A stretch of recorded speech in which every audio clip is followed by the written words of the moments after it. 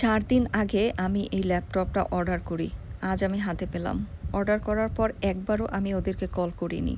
কবে আসবে ল্যাপটপ? আদৌ আসবে কিনা? পাঠিয়েছে কিনা? ওদের ওয়েবসাইটে ডেলিভারি টাইম দেয়া ছিল 4 to 5 ওয়ার্কিং ডেজ। আমি জাস্ট অর্ডার করে চুপচাপ ওয়েট করছিলাম। আর আমার বিশ্বাস ছিল ঠিক সময় মতো আমার ল্যাপটপ বাসায় পৌঁছে যাবে।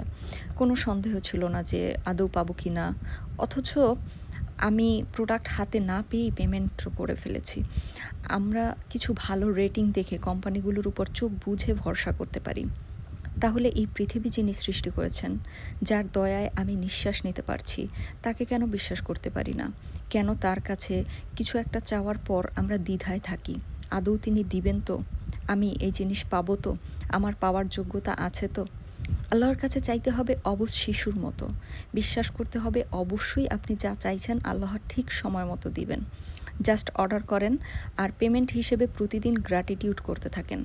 ঠিক সময় মতো আপনার চাওয়া পূরণ হয়ে যাবে ইনশাল্লাহ। আর এটাই হচ্ছে ম্যানিফেস্টেশনের মূল মন্ত্র।